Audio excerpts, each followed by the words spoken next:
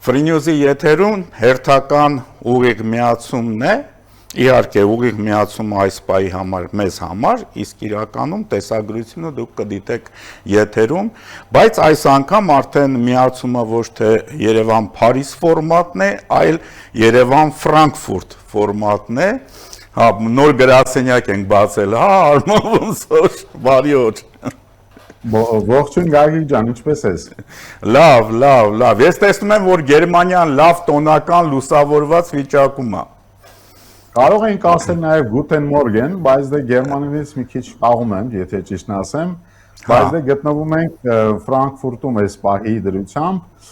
որոշեցի այսպես եվրոպական քաղաքները դիտարկել այս տոնական օրերին եւ Ֆրանկֆուրտը Եվրոզոնայի կենտրոնն է, այստեղ է գտնվում Եվրոպական կենտրոնական բանկը, այստեղ ինքը խոշոր տնտեսական կենտրոն է եւ հուսով եմ, որ շուտով նույնիսկ համոզված եմ, որ շուտով հայերը այստեղ գնալով ավելի են շատանալու, այստեղ կատարելու են եւ ինվեստիցիաներ են գալու դեպի Հայաստան։ Էդ է, մենք ուրիշ ճար չունենք, պետք է տնտեսապես ուժեղանանք։ Շատ ինձ գրավել այստեղ գերմանական այդ պեդանտությունը, գերմանական կարգապահությունը, ասենք, եւ ճշտապահությունը, չէ՞։ Եվ ճշտապահությունը, դա բացառիկ երևույթ է իրենց մոտ, մեկ նույնիսկ ծայրահեղ աստիճանի է հասնում, բայց երևի թե պետք է ասենք, որ դրա շնորհիվ է, որ երկրորդ համաշխարհից հետո 10 տարում նրանք կարողացան վերակառուցել եւ երկիրը հասցնել մի մակարդակի, որ տնտեսապես այսօր չի զիջում աշխարհի ոչ մի երկրի։ Այո, միանշանակ համաձայն եմ եւ մենք եթերից առաջ էլ պայմանավորվեցինք նաեւ մեր հեռուստադիտողներին ասեմ, որ այսօր մենք խոսելու ենք 25 թվականի այսպես կարևոր իրադարձությունների մասին, հնարավորինս լավատեսական ձևերով, քանի որ հաղորդումը ինքը տոնական է, մարդիկ այսօր տոնական սեղանների շուրջ են, միջոցառումներում են եւ չարժի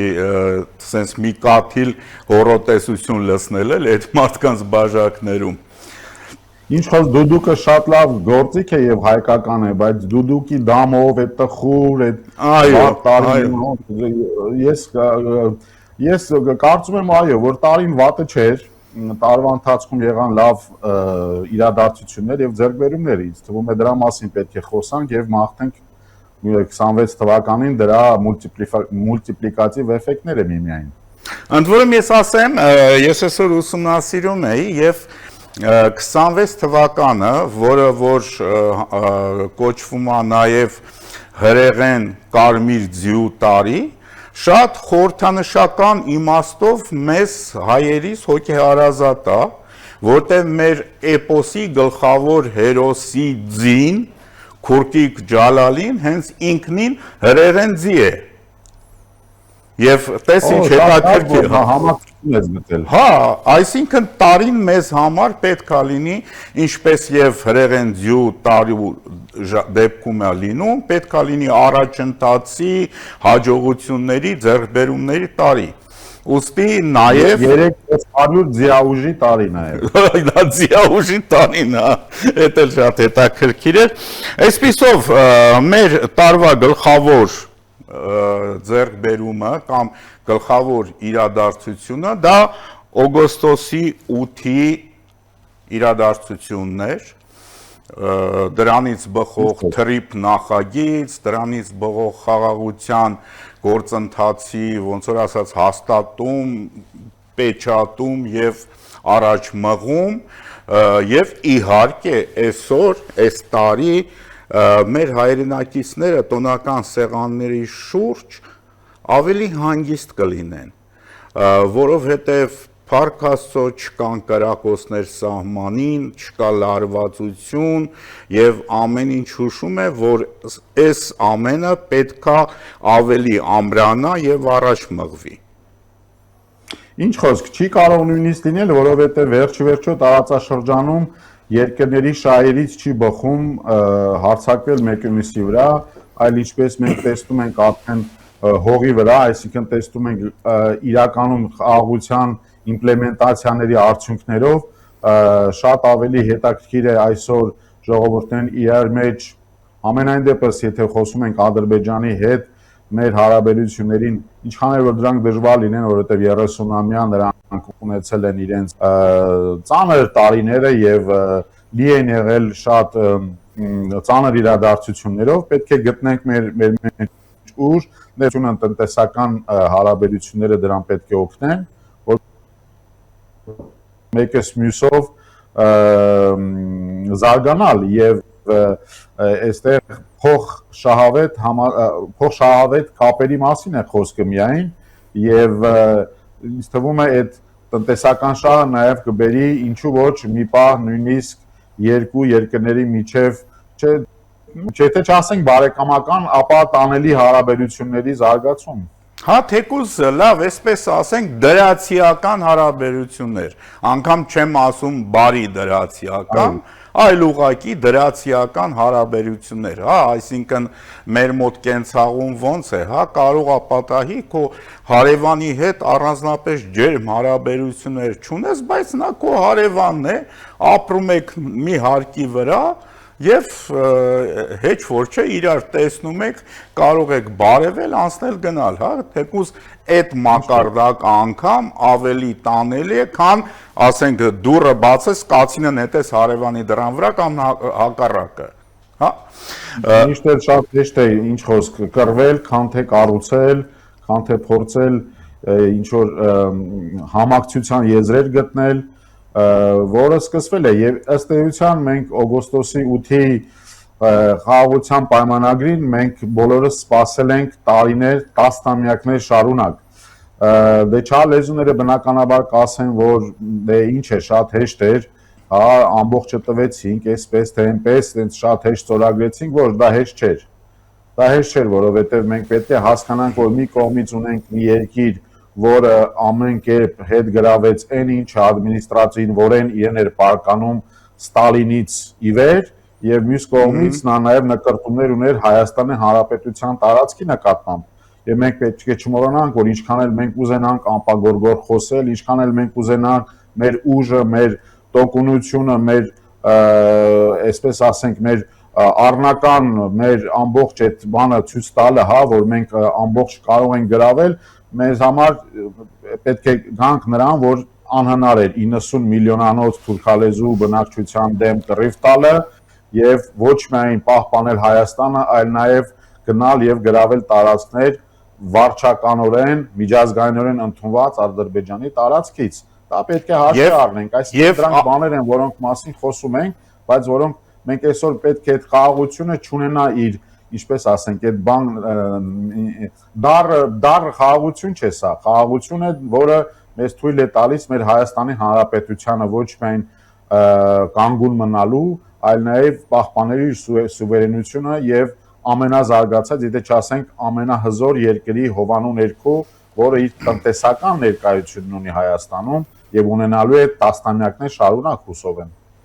Եվ Արման, քանի որ քո թիկունքում գերմանական պատկեր է, հա, ես ուզում եմ նաև հիշեցնել ոչ այդքան հեռու անցյալում 45 թվականը եւ 45 թվականին գերմանական Ռեյխը, գերմանական պետությունը ինչ դաժան պարտություն կրեց, դա կործանիչ ահավոր պարտություն էր, թե զոհերի թվով, թե կորուստների թվով, եւ հիշենք, թե Գերմանիան կորցրեց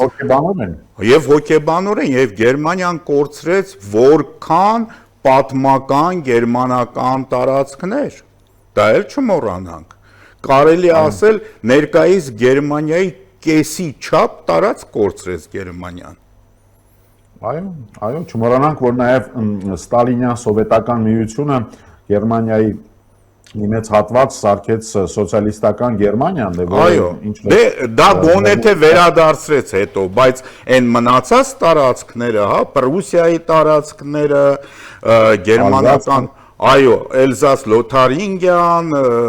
Սիլեզիան, եթե չեմ սխալվում, այսինքն եթե այսպես աշխարհագրության գիրքը թերթենք, այնքան անուններ ու տարածքներ կթվենք, որը երևի թե այս եթերաժամը մեզ չել հերիքի։ Ինչևէ գերմանացիները ընտրեցին խաղաղությունը։ Այո, եւ այսօր տարիների, տասնամյակների փորձը ցույց է տալիս, խոսելով հենց իրենցից, որ այո, տեսնում ենք այսօր, որ այդ խաղաղությունը հնարավոր է, որ կարող են ժողովուրդները տարիներ շարունակ, տասնամյակներ շարունակ, 100-ամյակ շարունակ, Ֆրանսիան չենք մոռանում, անգլիացիների հետ 100 տարի պատերազմում էր եւ վերջի վերջո գալ խաղաղության եւ գալ մի հանգրվանի, որտեղ երկու ժողովուրդ կողք կողքի ապրող, եւ դրա մեջ տեսնում են շահ, եւ դրա մեջ տեսնում են նաեւ դրացիություն եւ մի օր էլ հուսանք նաեւ բարի դրացիություն, որովհետեւ կարողանալ համակցել եւ միմյանցին առաջ գնալ առանց որևիցե հերվում գտնվող հերվից հերակառավարման։ Այո, շատ ճիշտ է։ Հաջորդը, որը կրկին շատ կարևոր իրադարձություն էր, դա Եվրամիության անդամակցելու մասին Հայաստանի ընդունած օրենքը, որը կոնկրետ հայտ էր Եվրամիությանը, որ Հայաստանը ուզում է եւ պատրաստ է ապագայում, բնականաբար դա 1-2 օրում չի լինում, 1-2 տարում չի լինում, անդամակցելու ինչու ոչ նաև Եվրամիությանը եւ դառնալու եվրոպական քաղաքակիրթ ընտանիքի անդամ։ Այո, այս դեպքում վարչականորեն դառնալու, այսինքն մեր ամբիցիան նա է, որ լինենք Եվրամիության լիիրավ անդամ, նու այստեղ պետք է նորից այդ պոզիտիվիզմով առաջնորդվենք, որովհետև ինչ խոս, մենք կարող ենք միշտ էլ ասել բաժակը կիսով չափ դատարկ է, այլ ոչ թե կիսով չափ լիքն է, բայց եկեք մենք ավելի լավ է նայենք լավ կողմը եւ տեսնենք, թե մենք ինչպես կարողացանք այն պահից ելնելով, որ մենք ընդհանրապես շատ հեռու ենք Եվրամիությանը գալու, հա, մեր նախկին կառավարության թողած ժառանգությունից դատելով եւ ինչքան արագությամբ այսօր շահերը համընկնում են եւ Եվրոպական միությունը այսօր Հարավային Կովկասում Հայաստանին տեսնում է որպես հուսալի գործընկեր, Հայաստանը իր բարեփոխումներով եւ իր դեմոկրատական ներկայով եւ ապագայով լիիրավ անդամ կարող է համարվել, մենք արդեն աշխարհաքաղաքական ցիվիլիզացիոն կերպով մենք արդեն եվրոպացիներ ենք բոլորս, հիմա մնում է այդ ամբողջը իմպլեմենտացնել հողի վրա, ինչ ենք մենք դրանից ավել ուզում, եթե ոչ մոտակա օրերին կամ մոտակա ժամանակահատվածում վիզաների ազատականացում, որը ինձ թվում է արդեն ամիսների հարց է, այո, ճանապարհային քարտեզ արդեն կա եւ եվրոպացիների շահերից եւ հայաստանցիների, դա փոխ շահավետ մի գործողություն է լինելու, որովհետեւ մենք բոլորս շատ մեծ հույսեր պետք է ունենանք Եվրոպայի հետ եւ վերջի երբ մենք խոսում ենք Ռուսաստանի հետ հարաբերություններին, այնտեղ այսօրվա դրությամբ մեռնող տնտեսություն է, այնինչ եվրոպական տնտեսությունը իր բոլոր դժվարություններով հանդերձ ստաբիլ եւ հարուստ շուկա է եւ ըստ էության միմիայն պետք է մեզ ունենալ ազատ ճանապարհ առանց ադմինիստրատիվ դժվարությունների, այս դեպքում վիզաների, որը ես ավելի քան համոզված եմ, որ ամիսների հարց է։ Այ 26 թվականին մաղթենք այ վիզաների ազատականացումը որպես առաջ այլ, որը թույլ կտա եվրոպացիներին ել ավելի լավ ճանաչել հայերին, այս դեպքում Հայաստանից եկած հայերին եւ ոչ միայն Սփյուռքի հայերին, որոնց շնորհիվ արդեն եվրոպացիները հայերին այդքան հարգում ճանաչում են, դե դրան գումարվում է նաեւ Տիգրան Մեծ եւ այլ պատմությունից եկող մեր հին, այսպես ասած, եվրոպացի ազգ լինելը եւ հույներից ոչնչով պակաս չլինել, օրինակ։ Իհարկե, եւ թողի ասածը հենց ցինիկել հնչի, այո, Ռուսաստանին կարելի է դիտարկել որպես մեզ համար շատ բառացիորեն շուկա։ Հա, այսինքն մեր բանջարաբոստանային կուլտուրաները վաճառելու տեղ, մեր ոչ այնքան որակյալ, ոչ այնքան էլիտար ալկոհոլը վաճառելու տեղ, պրեմիումը կարող ենք պրեմիում կարգը պահել Եվրոպայի համար։ Այո, այսինքն մենք մեր բրենդինգ կվաճառենք Եվրոպային, իսկ կոնյակը, հասկացար ասածից իմաստը, Ռուսաստանին է։ Այո, տրադիցիաներ կան վերջի վերջո սովետի որոնք պետք չի, պետք չի նեղացնել նաև մեր, այսպես ասած, ռազմավարական դաշնակցին։ Իհարկե, հաջորդ կարևոր իրադարձությունը, որը վերջերս տեղի ունեցավ, դա Ադրբեջանից ցորենի երկու խմբականակի առաքումներ Հայաստան, Ադրբեջանի տարածքով, իհարկե նաև Վրաստանի եւ նաև ադրբեջանական վառելիքի, որի շուրջ կրքեր են շիկացել, մարդիկ ոմանք ասում են մենք չենք լցնի այդ բենզինը եւ չենք վառի այդ բենզինը։ Դրա մասին խոսել ենք նախորդ հաղորդմանը, որ անպայման պետք է ցույց դա ասել եւ բնականաբար այդպես էլ եղավ։ Ընդ որում ես տեսա մի լրատվական հարցում էր անցկացրել եւ որքան էլ տարօրինակ լինի այդ վարորդներին, ովքեր անմիջապես հենց այդ լցրակայանում լցնում էին այդ բենզինը, ասում էին իսկ դու գիտեք որ դա ադրբեջանական է, այդ վարորդն էլ ասում է աղջիկ ջան, իսկ դու գիտես որ քո հակի շորը թուրքական է։ Շատ հետաքրքիր, ու դա պատրաստված չէ, դա համապատրաստից հարցում էր։ Դա պատասխանն է բոլոր այդ շահարկումների։ Ես ոչ թե ասում եմ, եկեք ադրբեջանական բենզին լցնենք, վառենք, չգիտեմ ինչ։ Դու հիմա Գերմանիայում կամ Ֆրանսիայում, երբ որ լիցքավորում ես քո մեքենան, դու շատ գիտես քո մեքենայի մեջ որ երկրի բենզինն է լցվում։ Դե ինչ խոսք, ես դրանք նորից դիտարկում եմ հիբրիդային գրոհների շրջանակներում, որտեղ պետք է ամեն բան անել, որպեսզի փնովել առաջընթացը,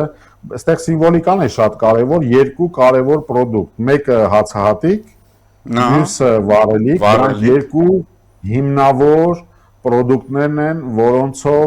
որոնք շատ կարևոր իրենք ռազմավարական նշանակություն ունեն, եւ երբ որ դրանք արդեն սահմանները բացվում են այդ երկու կարևոր, այստեղ փող շահավետ, այստեղ պետք է ընդգծենք, որտեղ երկու կողմից է պետք է դիտարկվել, հա, ինչքանով է, որտեղ եթե մենք ասում ենք ադրբեջանական վառելիք է գալիս եւ ադրբեջանական է այդ վառելիքը, ադրբեջանցի կարող են ասել մենք ինչու պետք է էժան վառելիք տանք Հայաստանին։ Եվ նման բաներ ադրբեջանական սոցցանցերում կան։ Ես կարդացել եմ, ավելի շատ էլի հիբրիդային գրոհի, այսինքն ամեն կերպ փորձելու կասեցնել այդ խաղաղությունը, պետք է դիմադրենք, պետք է ամեն կերպ դիմադրենք, պետք է ամեն կերպ ուզենանք խաղաղությունը, պետք է ամեն կերպ այդ խաղաղությունը, որ մենք խոսում ենք կառուցելուց, կառուցելու արմատական լուրջ երկու կարևոր այս ձեռքբերում փոխադարձ, ես շեշտում եմ մեկ անգամ եւս փոխադարձ, որովհետեւ այսօր եւ վաղը եւ մյուս օրը այդ փոխադրումները փոխադարձ շահեր են, որովհետեւ եթե հացահատիկը տվյալ պարագայում Ղազախստանից գալիս է, Ադրբեջանից անցնելով տրանզիտային գումար է վճարվում Ադրբեջանին եւ Ադրբեջանը Հայաստան վառելիք արտահանելով այս անգամ ուղղակիորեն նա կարող է, որովհետեւ մենք անուղղակիորեն ստանում ենք ադրբեջանական գազ, երևի դրա հոտը չենք առնում, որովհետեւ վրացական սոուսով էր, բայց նկատի ունեմ Վրաստանով էր գալիս, բայց նկատի ունեմ մենք ուղիղ կերպով ստանում ենք գների արդեն ավելի մրցակցային քաղաքականություն կլինի բնականաբար եւս այդեմ փող շահավետությունը եւս բերելու է այդ խաղաղության ամրապնդմանը։ Այո, միանշանակ համաձայն եմ։ Հաջորդ թեման իհարկե իրեն շատ չբացենք, որովհետև հաշվի առնելով տոնական օրեր են, արքեպիսկոպոսների ընդվզումը, այդ էր նաև կարևոր տարվա իրադարձությունների մեջ եւ միանշանակ մենք հասկացանք, որ նույնիսկ Մայրաթոր Սուրբ Էջմիածնում ամեն ինչ չի, որ այտենց ոնց ասեմ քարացած դոգմատիկ է։ Այնտեղ էլ կարող են լինել փոփոխություններ, այնտեղ էլ կարող են հնչել այլ ընտրանքային մտքեր, այլ մտքեր, որոնք տարբերվում են ընդունվածից։ Ինչ խոսք, եւ այստեղ երկու խնդիր կա, մեկը դա ներկայիս այդ կաթողիկոսի աթոռը զբաղեցնող անձի այդ դիկտատուրային պահվածքն ու մոտեցումն է իր ամբողջ դասի նկատմամբ, այն դեպքում, երբ որ նա ամբողջ դասին պարտադրում է լինել իր իշխանության ներքո եւ խոսում են կարգեր պահպանելուց եւ երբ որ առաջին այդ կարգը խախտողը ինքն է եւ նա դրանով իսկ ապացուցում է որ եկեղեցու գլխին կանգնածը արդեն լեգիտիմ չէ այդ մեկ երկրորդը այստեղ եւ ըստ այդմ նրա բոլոր այդ որոշումները այդ կարգալուծումները այդ մարդկան այդ բոլոր հոգեվորականների նկատմամբ ճնշումները որոնք տարբեր ֆորմանտ ունեցին երկրորդ կարելի է նշել այդ ամբորական այդ բաներն են որոնք հարիր չեն ընդհանրապես եկեղեցականներին բայց տվյալ պարագայում մեր հայ եկեղեցուն մեր սուրբ հայ եկեղեցուն համար ընդհանրապես հարիր չէ եւ պետք է մաղթենք Գագիկ ջան որ գալիք 2026 թվականում վերգտնենք մեր եկեղեցին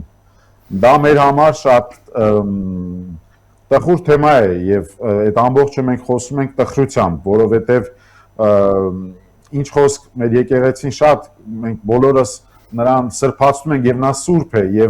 եւ պետք է նրանք իրոք ազատել այդ մի քանի անձերից որոնք դեռ կարճած իրենց վերջին այդ հույսով այդ իրենց աթոռներից կարճած փորձում են ամեն կերպ պահպանել իրենց իշխանությունը բայց վերջի եկեղեցին ժողովուրդն է եւ նրանք հեռանալու են մաղթենք որ դա ուղղակի լինի շատ սահուն հանգիստ առանց ավելորդ ցեթևեթանքների եւ նրանք բոլորը կարողանան վերգտնել այդ ազնիվ հոգեվորականները վերգտնեն իրենց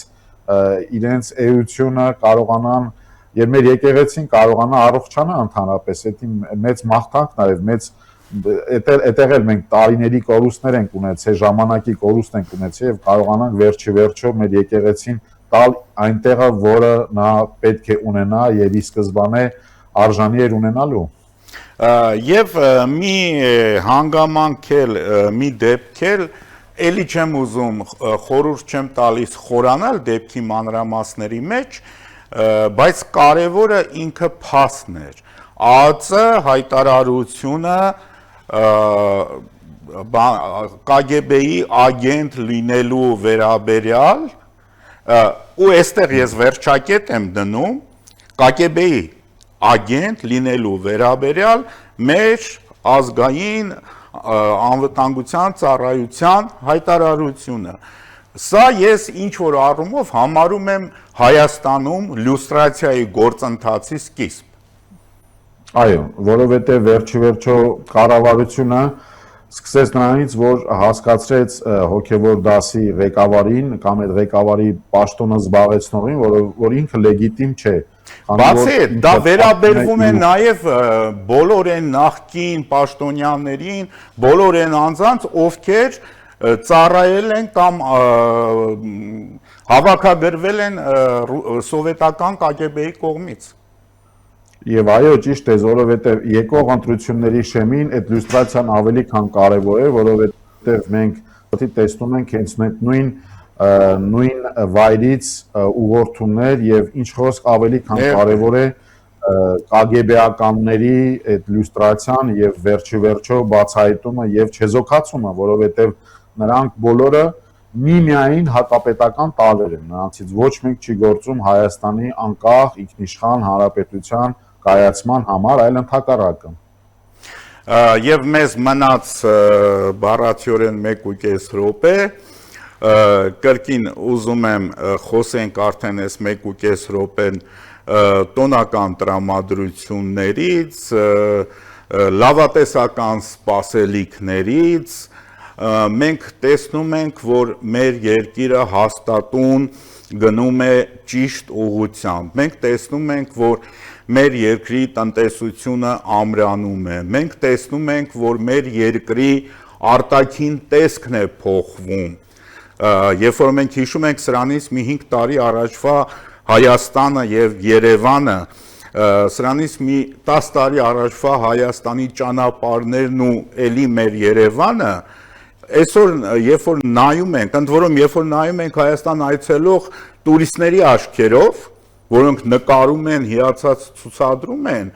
այս ամեն ինչը մեր մոտ ամենօրյա կենցաղ է եւ մենք առանձնապես դա երևի չենք նկատում կամ սովորականա դառնում, Բայց պետք է ընդունենք, որ մեր սիրելի հայրենիքը, մեր սիրելի պետությունը օր-օրի փոխվում է։ Այո, դե դասանելի է իմ կողմից եւս ուզում եմ մաղթանքները բերել մեր հայ ժողովրդին, մաղթել մեզ բոլորիս, Հայաստանի Հանրապետության բոլոր քաղաքացիներին մաղթել նախ եւ առաջ առողջություն, մաղթել, որ այս տարի բոլորը կարողանան նախ եւ առաջ շատ կարեւոր համարեն իրենց առողջությունը,